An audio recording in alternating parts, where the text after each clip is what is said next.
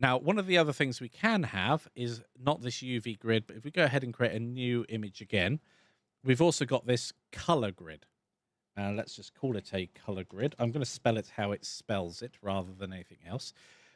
And the great thing about this color grid is it is actually dynamic depending on the image size that you've got. So each one of these squares represents so many pixels, which is really, really awesome.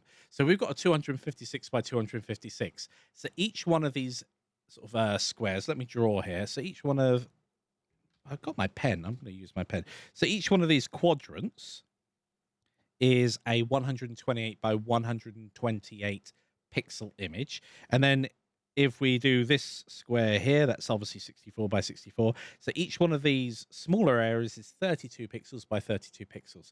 So this gives you a great idea of how large or how densely populated a certain area will be. If we go ahead and just change this color grid, CG 2, and change this to, let's say, 4096, and click OK, we see that we've got a much, much denser grid.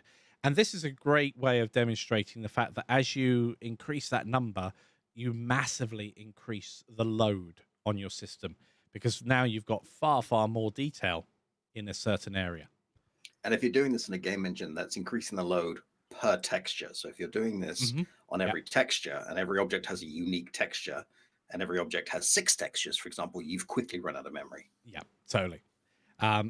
These there are compression techniques and things like that that can get your texture size down, but ultimately, the larger the resolution, the larger the image is going to be. And especially, one of the things that people often do is they have an alpha channel in their image and never use it. And you can use that alpha channel for numerous things, but including transparency. But if you don't have a need for it, you can actually save some.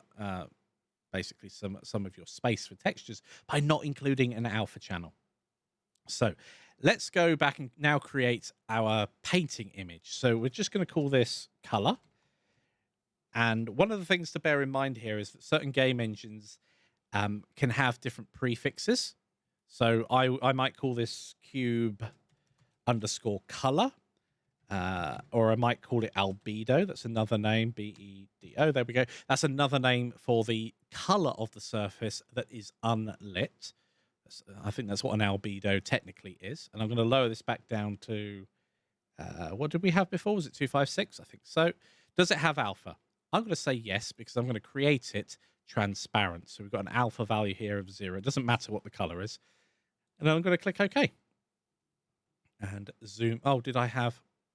I'm a monkey. I'm a real monkey. I didn't change this back to blank, so it's just created it. So what did I call this before? Cube underscore base color is another name that can be used as well. So there are loads of names for the base color of an object, and I also did 254.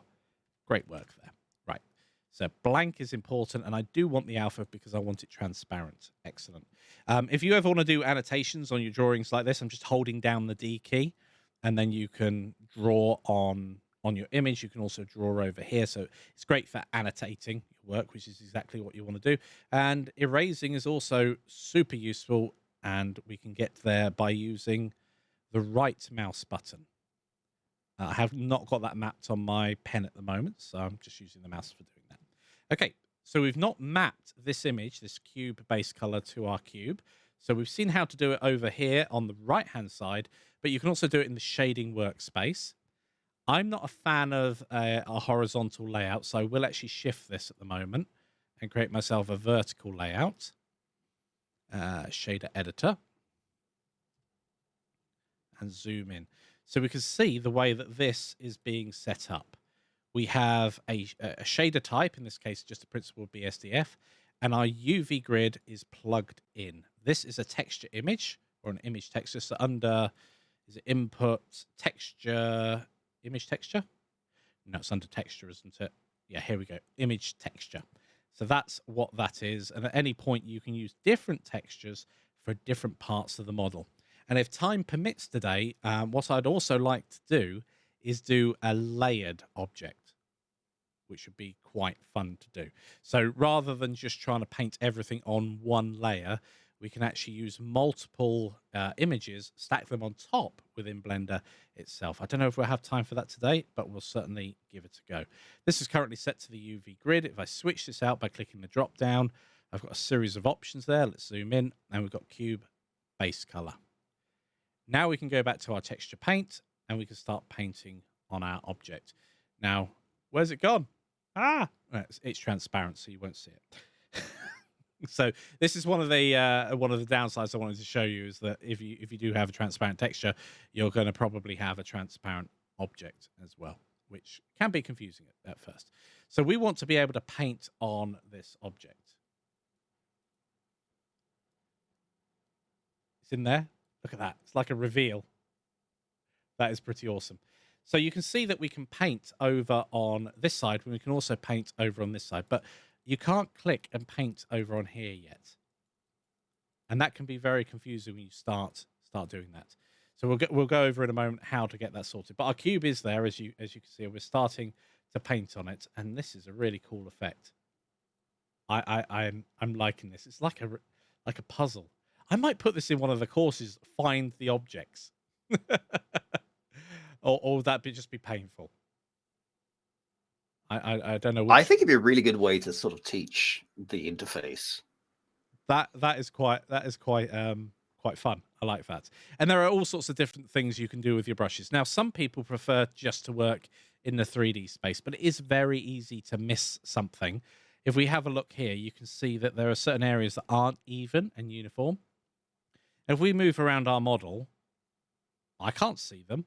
Yeah, I can guarantee that if you were to leave them like this and not clean it up, that would probably be a problem later on. Perhaps if a bright light was shining on your object or something along those lines. Or you're just going to get weird glitches as it passes by in front of things. Yeah. So to answer the question without leaving it too far behind, at the top here on the top right, we've got view, paint, and mask. If it's not on paint, you're not going to be able to paint over. And it doesn't matter if you're being messy like this and going beyond the edges. It only really matters if you were trying to, let's select white here and change it for a green color. If you were trying to make this square here green, and look, it's bleeding across to other areas. And this is a great example of why you might want these islands. Otherwise, you will get this effect where it's bleeding onto other faces, and you will have no control over it if these are butted up next to one another, because they're not necessarily on a pixel division. You can make it so they're like that, and that's a very manual way and a very labor-intensive way of making sure things are split up. But an easier way is just to make sure that our image itself is separated. Sorry, our UV map is separated from itself, so it's easy to do that separation.